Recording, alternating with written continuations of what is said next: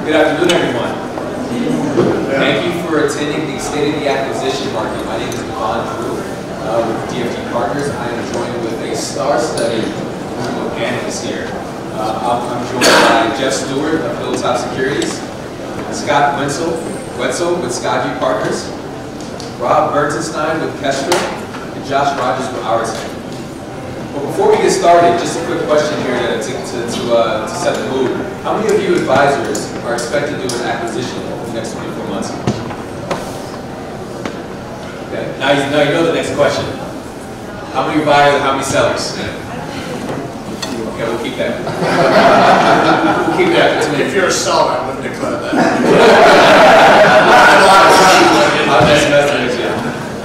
So a stat that our good friend Scott over here mentioned us when we were going to prep for this call was that Dave Browse Sr. stated that 98% of advisors don't conduct a transaction, and the book of business actually dwindling down to nothing.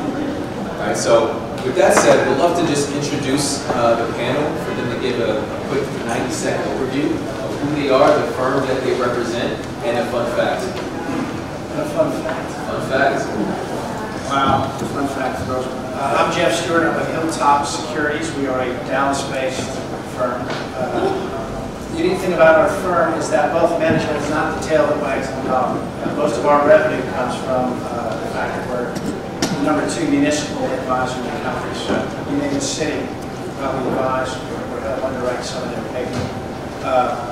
We have 2 channels. We've got a W-2 channel and a 1099 channel. We're also self-clearing, which is kind of unique. We clear for about 200 small broker dealers. So that's kind of our setup. I'm Rob Bartenstein. I'm the CEO of Kestra Private Wealth Services. We are a wholly owned subsidiary of Kestra Financial. Kestra Financial has about 2,000 advisors across the country in a traditional independent model, and then the business that I run with my partner, Scott Wilson, who's in the back, who's our COO. This is a business that we've built up from 0 teams to almost 50 teams around the country now. So not going to, overtake Morgan Stanley anytime soon, but it's been a fun ride. We focus on working with wirehouse folks who want to get out and go independent, but do it in a fully supported structure versus having to take down the lease and build space for themselves, etc. Technology, take care of all that stuff. Help them run the business from the back office. You know what? I'm a little upset about you. Asked for a fun fact. Oh. And you know what's funny? When we did this prep call, there are actually 2 movie stars on this panel. And I haven't heard anything about any movie, so... All right. So fun fact, I was in a movie with J.K. Simmons and Cuba Gooding Jr. It's one of the worst movies ever made. It's called The Way of War, and so you can look it up and you can see me shoot Cuba, and all my military friends laughed at me because he was 9 feet away and I didn't kill him. and Jeff, we know that Jeff has a hockey background, so come on.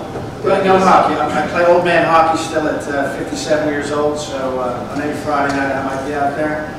There's a song in Texas, well, it's a country song, and I think one of the lines is, I'm not as good as I once was, but I'm good once as I ever was. So there you go. For about 30 seconds in any game, I am brilliant. So then I'm drinking beer. Josh? Hi everybody, I'm Josh Rogers. I'm the CEO and founder of RTA Wealth. We are a national hybrid broker-dealer in RIA. We currently have about 350 advisors around the country. We're a 1099 model, about $8.5 billion in assets under management. We also focus on, we focus on wealth management, but primarily more for accredited investors, qualified purchaser investors.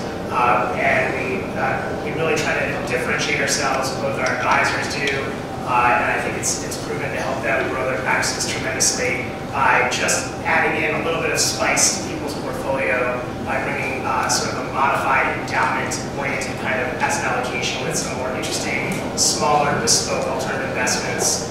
These would be alternatives that you don't find on the iCapital platform or the Case platform, but that are a little bit more from sort of the family office community, which helps our advisors to differentiate themselves from those other advisors.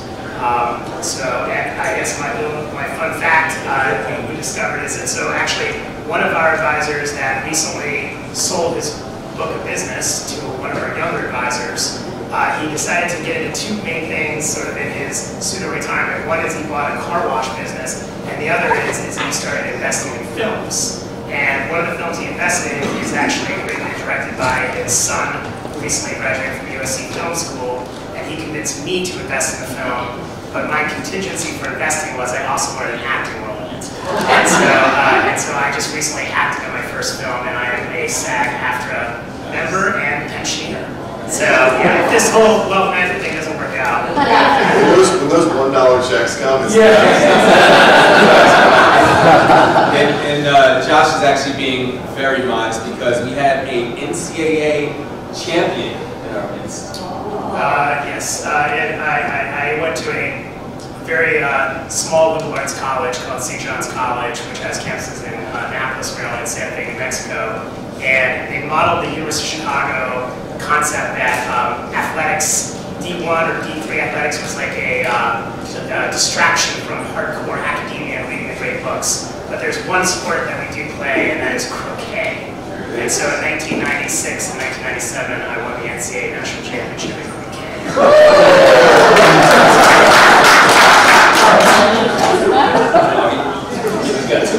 Two rings. And last but not least, by far, the best hair in all of New York City. Well, that was my fun fact. I took it. Scott. Yeah, Scott Wetzel, founder, CEO, Skyview Partners. Skyview consists of 3 subsidiaries, all advisor focused on all of you, and all focused on buyers and sellers of wealth management practices. So first, for buyers and sellers, we have the Advisory Practice Board of Exchange, or APBOE.com. If you visit it, it's a Zillow-like experience for listing or selling your practice. If you haven't already done so, you can register as a buyer. There's absolutely no fees whatsoever. And we have a programmatic scoring algorithm that then automatically generates a number on your veracity as a buyer to help our investment banking team and other investment banking shops better do their buy-side diligence. That leads to our second entity for sell side only. We own a broker-dealer domiciled in Los Angeles. We do sell-side investment banking, so if anyone's interested in selling your practice, that's the business that we're in. And then finally, kind of our flagship entity, the one that I founded in 2017, we are a specialty lender. We only do wealth management M&A transactions. Since that time, we're nearing about $1 billion in transactions, and I can tell you it's all great news for all of you. Our borrowers have been exceptionally well paid, and that means no defaults, no bankruptcies, and we don't even have a late payment. So that all is a good thing for all of you if you're seeking financing as it comes to rates, terms, and conditions. So that's it. Great, thank you. And just to actually start with you, what are you seeing in the acquisition marketplace currently? I think the headline news is, markets are off, rates are higher, so therefore activities are down. I would say, and I think our peers and competitors would agree that we're going to have a record year in M&A this year. However, the rate of growth of M&A is actually slowing a bit. I can tell you, like on our financing side, I believe we're up 28% year to date. That's after having back-to-back 50% up years. So we don't know how much business we're missing, but there's an excellent business that we are missing in the marketplace. I believe the assumption of the market is that the cost of funds is too high, so not a great time. But I can tell you, it kind of relates back to the seasoning of our portfolio, because really, other than Live Oak Bank, which witnessed ourselves in Live Oak, only having one competitor, we have quite a cozy, great relationship. They have a different credit model than we do. But the cost of funds, if you look at effective funds rate and therefore prime, has gone up to 375 year to date. Our average transaction on the financing side has gone up 58 basis points. So as rates have risen, that has had an adverse impact on the cost of funds for our banks. But you may have notice in your depository accounts that they're not adjusting the rate you receive on your deposits. It's kind of like crude oil at the gas station, right? But far worse. Today, the average rate on a B of A account is 1 basis point, and if you're Chase private client, it's 2. So they're increasing their rates, but it's not necessarily corresponds to their cost of funds. And on the investment banking side, kind of a similar storyline, that we'll have a record year, competitors will have a record year in terms of transactions, but the growth rate has slowed. We're probably looking at an industry-wide growth rate in the 20% range, but that's coming off of 50 plus last year. So transactions are still occurring, they're still in finance, you can still go out and acquire, and it might be a good market to be talking to sellers about selling their practice, because less people are approaching them about selling their practice, and they believe it's an opportune time. And it's safe to assume that the multiples placed on EBITDA and revenue are obviously a bit lower than they were 12, 18 months ago. Jeff, same question. So, our shop looks for, I would say, not massive teams in any capacity. On the independent side, I think our average acquisition is probably $300 to $500 million range. On our private client side, it's more 1 to 1.2 million. So I don't think we play in a smaller market. I would argue that when it comes to buyers and sellers, those are 2 very different lenses. And I think there's a lot of calculators and models out there that advisors will hop on and try to value a practice. And so many times, I would argue, an advisor's thought of what his practice is worth really doesn't measure up to what the market will bear all the time. So you get a little resistance at first, and then, again, as you said, look, it's just math, right? If the cost of capital has gone up, you're going to, the future value of revenue is going to be, priced a little less. So a practice has to come down to some extent. I would argue, though, that a practice itself, right, I think we can all agree, if you're a completely transactional book of business, that's a very different delta than an advisory book of business. And so you've got to find that. The quality of a book of business, too, is so subjective. It really is. What's the age of the client? What's the ability for some of these people to port their practice over? I don't think the acquisition machine is going to slow down dramatically. I think, just as everyone needs to get up and go to work every day, people need to transition practices. And so what we're seeing very simply is a methodical approach to it. Our pipeline is growing. I don't think we are seeing as many acquisitions drop to the bottom line. But I'll throw it back at you, gentlemen. I think much like mortgage rates have kind of put the transactional business on hold, I think in due time, as you said, the rate rise is not commensurate. I think when people sit in this environment for 6, 8, 12 months, we'll get used to this rate environment, and transactions will happen. Let's be honest, people need assets managed. You and I are not taking our money from our advisors and going in a hole anywhere, right? This business is absolutely viable and more viable than it's ever been. And I think the bleeding from the wirehouses will continue. I also think that the initial wave of people that have left the wires and maybe gone to, a Hightower, a Dynasty, right? I think some of those people that are maybe 6, 7 years at those places might be looking again, right? Maybe their business model has changed. So I don't think it's a finite move from the wires to us and people don't move it. I think it's always going to be a stage of movement based on business, the model, and the changing environment. Keep in mind too, you brought it up, alts are absolutely an interesting component to these acquisitions. Clearly, if you've got bespoke alts at certain firms, moving some of those assets is pretty difficult. The advent of iCapital and Case, that's interesting. It's democratizing alts to some extent so that alts are portable, but they're not all portable. And then the fact you brought up, the ultra high net worth don't want the pedestrian offerings of maybe a Case or an IQ. So again, it's dynamic. You asked that question. It's a slowdown, but I don't think it stops. I think we'll get right back here in about 6 months. great. Now, from a high level, right, what is the economy, like how are you seeing, so looking at the current state of the economy, are you seeing that having a reflection on current multiples? Well, I'm not in the business acquisition business per se. So what we focus on is basically helping firms grow their value over time. So maybe it's a backdoor way of getting to the answer to your question. But what we do is in a 10-year arc, we divide the subject matter of driving valuation into 3 stages. Stage 1, Stage 2, and Stage 3. It's a very original naming process. But the idea is you need to get out, get up, get established, and there's a whole retinue of things you've got to tackle in that phase.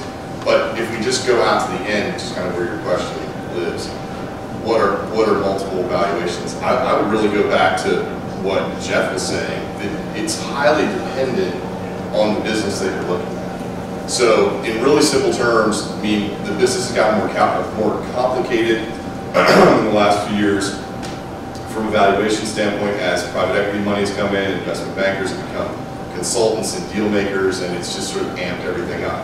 And where you used to see things getting done on multiples of revenue, now the sort of the default metric is EBITDA. And the range that we see, I would say, is kind of like 6 times on the low end. So to Jeff's point, more brokerage heavy, less annuitized book of business, more old-fashioned, if you want to call it that, up to 10 as kind of a solid high multiple number, 8 to 10 being pretty consistent for a fully built-out advisory-based, 80+% advisory business sort of business. And then you can get into these sort of unicorny numbers of like 12 or even 13 or 14 if you bring in some other elements like the AI thing, where you've got some TAMP elements or some proprietary technology or anything along those lines that somebody wants to pay up for. But so I would say it does range a little bit all over the place, but 6 to 10 is a solid range. Hey Josh, what about you? What do you see in the current state of the acquisition? I would, a couple thoughts. I was just thinking about the deals that I've seen occur within our firm, and it's mostly, I think there's, we all know that the industry, suffers from, we're kind of getting older, right? And I do think that deals that seem to be more easily done and where there's better retention of clients and better outcomes for both the buyer and the seller occur inside the same firm, as opposed to deals where you're trying to acquire practice from outside the firm you're at. And in order for that to happen, I do think that, firms that have a decent supply of more youthful advisors is in general a better environment for deals to get done. And so I think that, as I'm continuing to kind of think about how do I continue to attract sort of younger advisors that are maybe not brand new in the industry, but are sort of in their late 20s, 30s, etc., because that represents sort of the fresh fuel into my whole engine, where a lot of my more established and older advisors can start to maybe can get to a deal done that's really going to be mutually beneficial and it's going to like maximize value for both parties. They always say in the M&A world that strategics pay more than say private equity, because in a strategic situation there's more synergies, and in general you're able to there's a better chance of a successful outcome than in sort of a pure financial buyer coming in from the outside. So I kind of agree with everyone was saying on the panel, that I think that there's a lot of dating going on, and there will continue to be a lot of dating going on. There may be fewer marriages happening right now, but to Jeff's point, there will always be marriages as well. And I do think that I also kind of agree with this idea that I think sellers need to sort of on the sell side, you need to be realistic, a little bit more realistic. I think that the last few years has created an environment where there's a lot of I think sellers have this sense of what do they call it, sugar plums dancing in their heads, of incredible valuations, and that they're going to sell, and then boom, they're going to go get a 100-foot yacht, and it's just going to be pie in the sky. In my experience, I'm sure in all of yours, nothing worth having is ever easy, and everything kind of has some hair on it. And every deal that gets done always is a little bit hairy and a little more complex, and a lot of people kind of outwardly in these kinds of events sort of make it seem like everything is perfect and that they just absolutely crushed it, but the reality is it's probably more in the middle in most circumstances. Gotcha, thank you for that. So when we asked our question earlier, how many people in the room are expected to buy or sell in the next 24 months? About a third of you raised your hand. Let's talk about pricing expectations. Now, Scott, what are you seeing from a price expectations? What is reality? What is pie in the sky? How does that look for you? If we're looking at it conventionally or traditionally, we looked at multiple on better, correct? And that was kind of the benchmark. And I think the traditional assumption was 2x, 2.5x, depending on, to your point, the amount of fee-based business and other demographics. We're seeing our multiple on revenue today is about 3.6 on average. So that might seem like pie in the sky, but that's what we were seeing as we're experiencing. And to your point on EBITDA calculations, which is a more accurate way of really valuing the practice that our industry needs to gravitate towards for true value, because everybody's got a different profitability. We're seeing in the range of, on average, about 7.5. But that's again averaging between a lot of different practices, between 80% transactional, 100% fee-based, with multi-generational planning, intra-firm moves. So, and in the range, I think you said it is in line with what we're seeing. One thing is we're seeing PE shops come in and pay far more than expected, and that's your competition. For PE, I guess would be in the room, but my experience with PE has been you never get a good deal from PE, and I just don't even take their call because it's going to be insulting, right? But when it comes to buying wealth management practices, either they're dead wrong or market pricing that we're currently at is well below what they believe to be. And PE is a formidable challenger to all of us because we're service providers to all of you, providing the capital and investment banking services. But PE is difficult to compete with, and they believe that these practices are worth far more than the averages.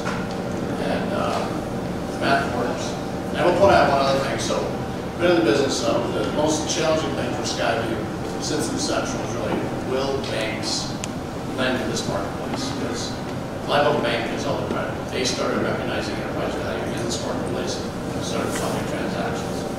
And we went out and got thrown out of 90% of the ball in programs we went into. But I heard one thing, and I heard it like 3 or 4 times. Bankers never get credit, people never get people confident, right? I heard this 3 or 4 times, and it always struck me as odd. And finally I started, the first time that they were kidding. They said, why are the multiples so low? Banks are very comfortable with the multiples, with the valuations in this industry, and they're never comfortable with anything. Right? Our LTV calculations are well within their guidelines. Our average LTV is about 48%.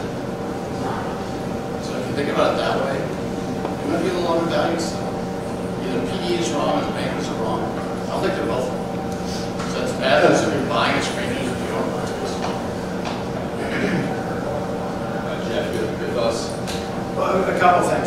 There's 2 ways to sell a practice, right? If someone wants to buy a book of business, you're effectively buying AUM and you hope the clients stay. And I think what Rob and Kester and we try to do is we try to identify people that want to evolve their practice, right? There's somewhere where they are now where they can't do the business they want to do. Freedom, they might want more payout, but they want more tools. And so they'll come to a firm like Kester, myself, and we got teams, I think you guys do as well, that are practice management consultants. What are you trying to do to your practice? And many times, as you say, over a 10-year period, they're trying to move their practice from a valuation here that might be 30% brokerage, 70% advisory, to a more advisory-based practice so that the value of that practice at the end of that period of time should be more attractive. And so when people out here say, I want to buy a book of business, it's interesting. I mean, that's tricky. we do something in our firm called a Texas two-step, which is where we'll identify a Lone Ranger and a wirehouse. Wirehouses want to put teams together, but there's still some guys in their late 60s who've said, I don't want to be on a team. And we can pull that gentleman out of Merrill, where he could sunset. He can sunset at Merrill, Morgan, UBS, they all have sunset provisions.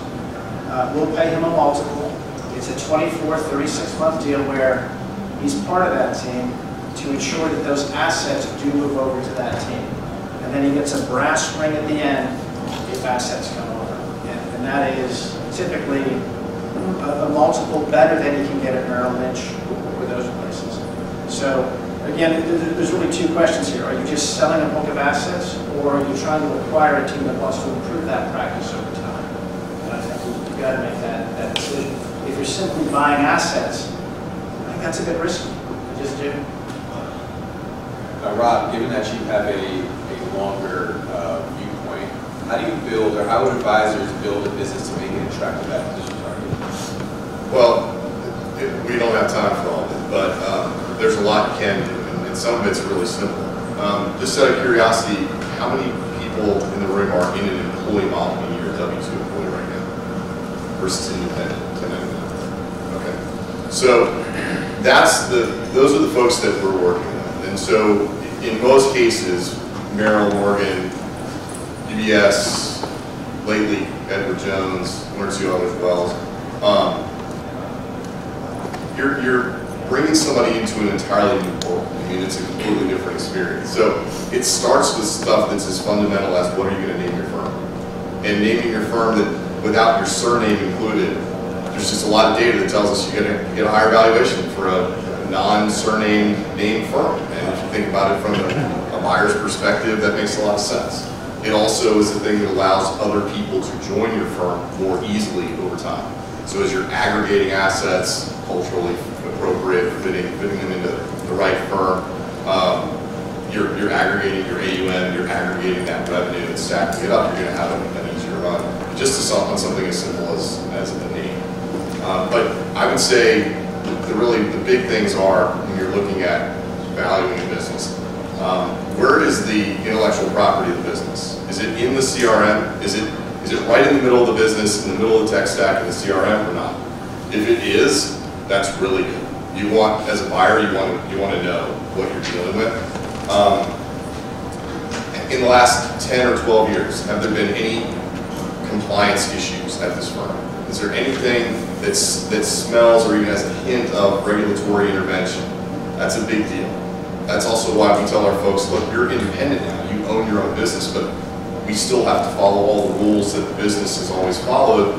And you're doing this not just because you want to run a clean business and we wouldn't have brought you on if you didn't do that, but also because this is a multiple driver. This is another turn on EBITDA at the end of the rainbow.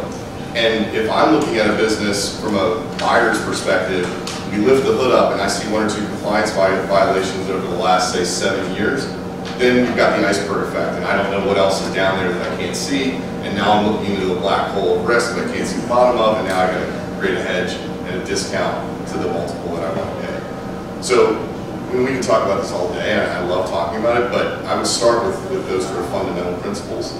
You obviously also want to make sure that you have a very well-written partnership agreement, that you go into the business with a partnership agreement and an operating agreement that dictates dissolution and value and methods of valuation in the event of dissolution, breakup, retirement, etc. Talks about how to waterfall equity to junior partners as they come into the business. All these things are critically important to do before the business gets rolling downhill. We struggle with this because this is our business, this is what we do, right? And I was an advisor for a very long time. I think I can relate. You want to get the assets over, you want to get the revenue up and running, you want to recreate the business model as quickly as you can. But you don't want to do those things at the expense of the things that I'm talking about. Because it's really hard to circle back to some of this stuff once the train is rolling down. All stuff. Gotcha. Josh, I mean, I just build off that sense listening to Rob talk. I don't know, I was thinking about this idea that more from the perspective as a buyer and also from my perspective, having built a firm for the past 15 years from scratch. I don't know, I think that a couple of things. I think that you have to the value creation occurs from developing people, from taking somebody who's a C+ or B- player and turning them into an A- player. And that's where tremendous value creation comes from. And I think also that if you're on the buy side, while I hear Rob's point about risks, I would tell you that almost every one of our very best advisors over the years that's ever come to Arete, not a single one of them was 100% clean or never had a single ding or issue prior to coming to Arete. And they've all been absolutely fantastic model citizens. And I think actually going through a tough complaint or a sub or something like that actually causes advisors to become better people and better advisors later in their career, because it's sort of like that sting is exactly what it's kind of like your kids. Like, your kid needs to go through a tough process. Rob was telling me about. I would disagree with that. Yeah, is that right? Yeah. But I was just thinking about what you were telling me last night about your son. Yeah. You know what I mean? And how, Rob is a veteran himself, and he recently advocated for the same thing for his son, and he dropped his son off at basic training, and he said something like, "They're going to do things to you that I would never do to you because I love you too much. But as a result, you're going to come out a better man." Right. And I feel the same way about a lot of my advisors. And so I actually think too, I've been sort of seeing a lot of this the last couple of years at different levels of M&A. And one of the things I find to be really annoying is how a lot of particularly institutional private equity types who, many of them are sort of, the analysts are mostly young folks that have done everything right in their lives, and they've gone to all the right Ivy League schools, and they've got all the right Ivy League degrees. They've never actually done anything or built anything. And what they want is they only want to buy things that are already perfect. Well, guess what? We're in a human business dealing with human beings. There is no such thing as perfect. And to the extent that whatever it is, it's like, so everyone has this little underwriting box. And I find it to be just incredibly annoying and also really unrealistic. And so I think where the great value is, if I'm sitting in your shoes as an advisor looking to buy practices, I actually think that it's crucial to sort of have it in my mind that probably the best practice I'm going to buy is one that's not perfect right now, and I'm going to get a better price. And then I'm going to work with that person hand in hand. We're going to together. I'm going to make this into a really great business, and that's where the value creation is. So that's what I'm thinking. Awesome. Scott, question for you. What do you look for in a buyer and seller? What does that show for you? So, as an example, in APBOE, we have 72 different unique data points that we're capturing around what makes someone an excellent buyer and or seller. Now, in that case, just the buy side, it's a lot of different things. I'd say most importantly, on the buy side, having a clean compliance record is certainly important. It is most germane when we're going to our bank partners, that they are very robust credit assessment of each individual. And thanks to our industry, we have the most transparent way of looking at the character of an individual. Any industry that makes them look at. And doctor, lawyer, whoever, have no self-reporting organization that they're required. So banks love it. Creates a problem when you go to apply for one bank if you have anything on there, because we're in the business of helping them understand that one disclosure is quite different from one different disclosure and mean totally different things. If you've got to update your mailing address in the appropriate amount of time, that's exposure, right? Versus other things. But really we're looking at some factors we're looking at are demographic risk. To your point, if the advisor is going to sell their practice at 82 years of age, the average age of the client is probably suboptimal, right?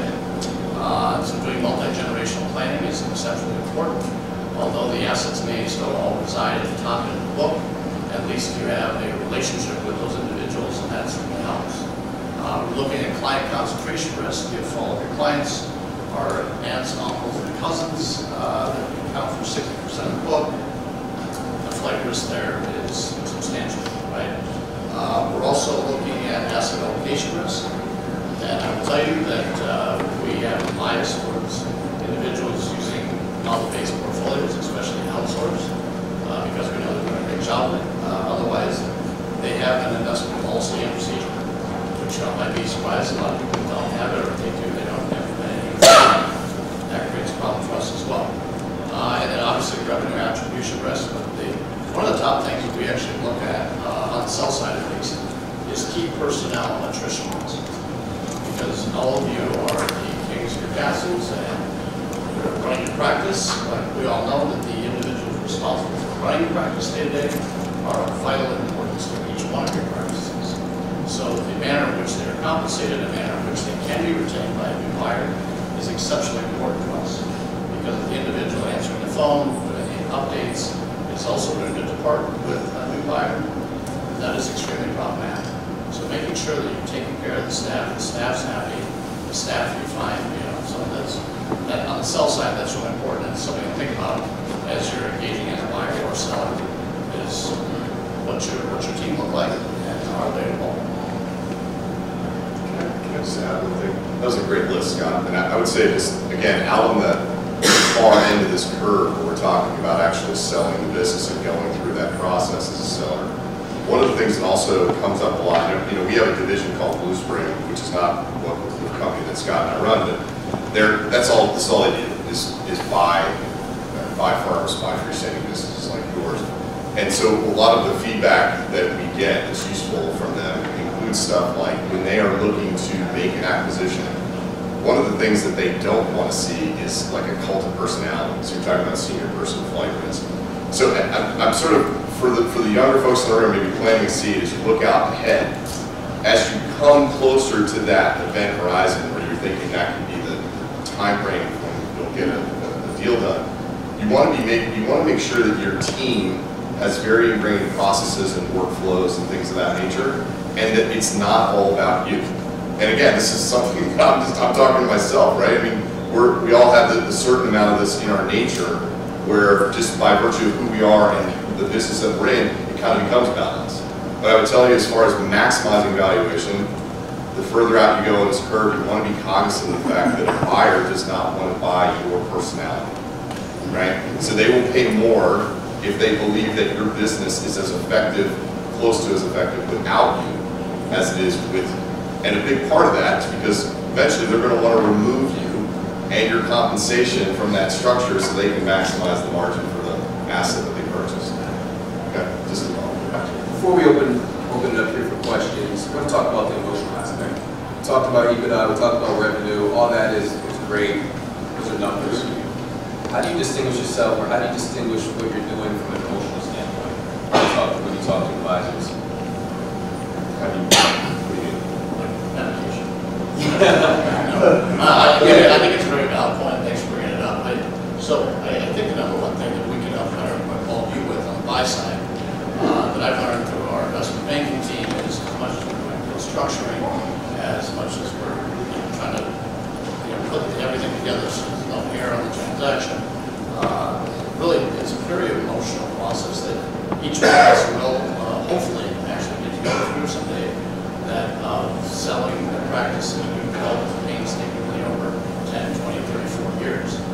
And we find that a lot of sellers, it's like this existential crisis, right? Who am I without my practice? Who am I without my clients? And I think the number one thing I can give to all of you that are buyers out there is messaging around, listening to prospective sellers, seeing what they want for the next stage of their career or not of their career, helping them identify things that they can create an identity around who they are once they leave the practice. Because really that's the challenge that we have, because we exceed expectations for every investment banking client, but we find once they get to that date of actually signing that marriage agreement, they're stressed, and it's not about the financials, it's about identity crisis. Because they have been this person in their community for X number of years, and we wanted to kind of like walk through kind of like a vision board or something. We used to have like trying to identify things that are important to them after they retire, that their identity isn't solely based in their practice. And so that's a crucial variable in getting deals done. Because I think many sellers back away because they say, well, who am I after this? But then again, they don't maximize enterprise value at the proper time in their career. They wait until it's too late. They've already lost So we'd love to open it up for questions. We threw a lot out at you. So we'll hear first. Scott, my question is for you. So as you're watching advisors build more ensemble team practices, large team practices, where they're not necessarily buying and selling assets, but more equity to kind of ownership shares of that enterprise, what will that look like from a lending perspective? Yeah, thanks for asking the question, because our transactions aren't limited to just an external acquisition of a retiring advisor. We're seeing a lot of carve-outs, succession, internal successions, and that really being, from the standpoint of the bank's level, right? Because you're getting continuity of service and staff. But second, you're seeing that transfer of ownership to the next generation of the practice within the practice. So there's a lot of different things we call, but everybody comes to us with a different scenario. So it's not like all of you are sitting here saying, I'm a buyer, but you may not recognize it could be a seller as well. That if you're seeking a liquidity event, or if you think multiples are high right now, you want to take 25% off the table, you can finance that transaction. Typically includes the seller still staying on as a guarantor and the more junior partner becoming a guarantor if they exceed ownership of 20% in the practice. Therefore, you probably want them in for more than 20% right in the practice. But that's the way we're helping advisors reach liquidity events at earlier points in their career and having to wait historically until a latter point, and also incentivizing the best people on that practice to grow into the practice and operate as owners, as true absolute owners of the practice. So thanks for asking. You mentioned the word optimal in terms of when you sell a practice, etc. What would be an optimal age for the rainmaker in the practice to look at selling, and when does the client get to what is just anyway? I can say it has less to do with the age of the advisor, as long as they've got a support staff that's more junior and has done multi-generational planning, and the average age of that client is X. And actually, the distribution of assets in the book is not all just at the top end. Right? So advisor can retire at 90 and sell, as long as they have proper infrastructure in place. They've done multi-generational planning, the average age of the client is 54 instead of 87 for non-existent, right? Yeah, I would use an analogy and say if the clients are a baseball, you throw a baseball into the air and it gets to the top and it hangs there for a second, that's when to sell. Because as the clients start to leave the practice, once that happens, that person is already sort of falling away, has fallen off on the service, and now is certainly not growing. It's not going out and recreating or piling sand back up. So I would just say, I agree with Scott that I don't think there's an age per se. I think it's the viability and the vitality of the business that you're looking at. What are the trends there? And if it's shrinking, you got to take that into account. It's also important to consider like my doctor just retired, and never did vision of retiring because it's older. Because I said, what am I going to do? Not going to be like, didn't have a junior, right? You got to think about the perception of the clients. Everyone in this room is very young, of course, but the perception of the clients that they stop bringing new assets to their advisor at whatever age they perceive that advisor is not really going to take them through their entire investment timeline, correct? So adding those junior partners and having those junior partners in front and center, and possibly being owners of your practice, is absolutely crucial to capturing new assets and capturing the beneficiaries of your clients. Because they have that perception whether you choose to acknowledge it or not. What is the normal procedure for someone staying on after they sell a practice? Are you here for 6 months, a year, if you're selling it, or are you supposed to stay on for a certain period of time? That's one question. The second one is, do you look back 6 months later, a year later, and say the price is going to change based on what kinds of stay or the values of market or something like that? So retention deals, in terms of what we see and structure, another important message for all of you to go to prospective sellers is you can exit in any manner which you want. Tell me how your retirement life path would like to see. This is not like, hey, I give you a check and give you the keys and you're out the door. That's not a welcome message, right? But we see a lot of advisors staying on in many capacities, and that's how the deal is structured. But oftentimes, once they get a little taste of being outside the practice, I can tell you that they seldomly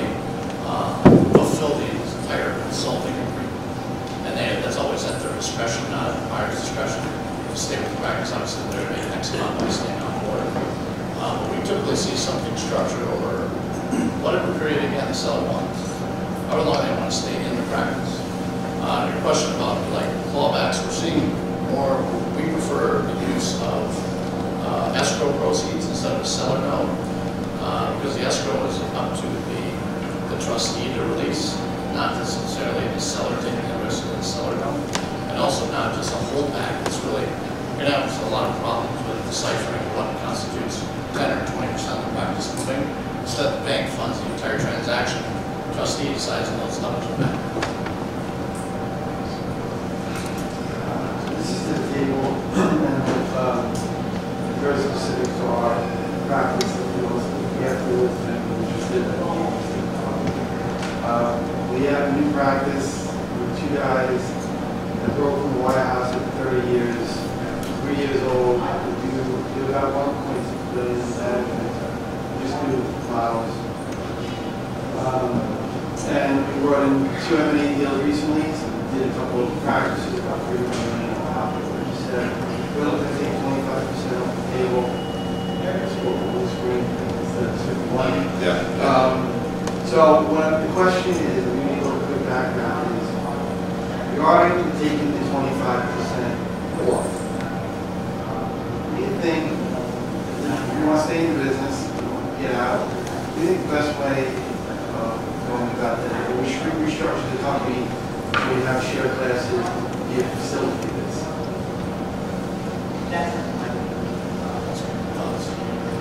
So I can tell you from our standpoint, in terms of getting financing for that 25% transaction, it's a pretty simple transaction, right? So I understand one thing, we're looking for a partner to help us do what I need. If possible. I might know some. But to do the transaction internally, the one thing that banks don't like putting funds in the hands of the borrower. So let's just say you wanted to create liquidity. It doesn't. You need to have new guarantors that are coming into the business and you're changing hands in the capital structure. So other industries have the benefit of being more seasoned when you do just cash out. You come into us and you say, if you want to take 25% off the table, kind of like commercial real estate. It's a continual cash out transactions, rises in cash out, move the equity elsewhere.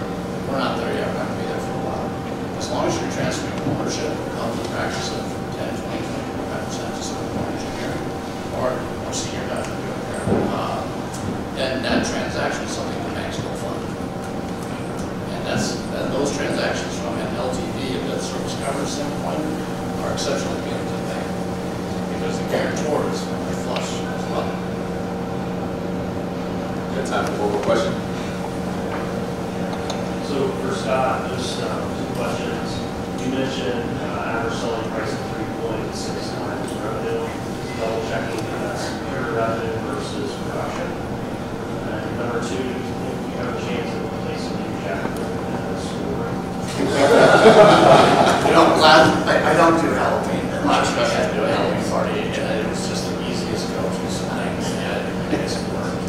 Go back to it. On 3.6, I wouldn't even use that multiple as a good gauge of anything. We got to get away from this multiple on revenue. No other industry does valuation based off of the because the fact that there's a lot of different factors that come in, and then 3.6 is just our room back of the napkin. Yeah, I would agree. I think the EBITDA multiple is kind of here to stay. The good news is there are a lot of ways to control that. So you can juice it up or down, depending on how focused you are on that process. You're talking about the team that juice, right? Yeah, correct. Yeah, that was. You can drive that better. Yeah. So lastly, just a quick 30 seconds of why to consider doing this with your firm. Hilltop, I think the ownership structure of the firm that you go to or sell to is kind of clear. So good or bad, we are a public entity. We're a holding company. We've got a fortress balance sheet. We've got a patriarch, the Forbes family, that owns the lion's share of it. Looks at us as a legacy asset. So we will not be trading anytime soon. So from a stability standpoint, probably not bad. Yeah, so for Kester Private Wealth Services, when we started it, people used to ask us what happens if you guys go out of business tomorrow. And that was a legitimate question. Now we're part of a much larger entity.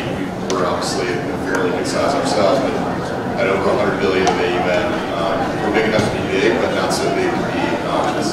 So I think if you're in a wirehouse environment with one of the big firms or someone who's seeking to get out and be a business owner, be a 1099 business owner, and have all the benefits of that business ownership and things that we've been talking about here today, but do it in a supported way so that you don't have to, you're the surgeon, you come to our hospital, you don't have to sterilize the equipment, wheel patients to the curb and all that stuff.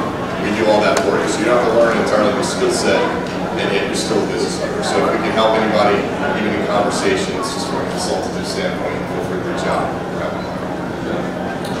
I think in order to grow, you have to be remarkable, and you have to have something about you that's unique. And Arte will give you the tools to build the size of your business and vastly improve the network of the clientele that you work with. And so, if you want to grow, Arte is the best place to be. And I just say for comprehensive equity services, whether you're buying, selling, listing, financing, that's what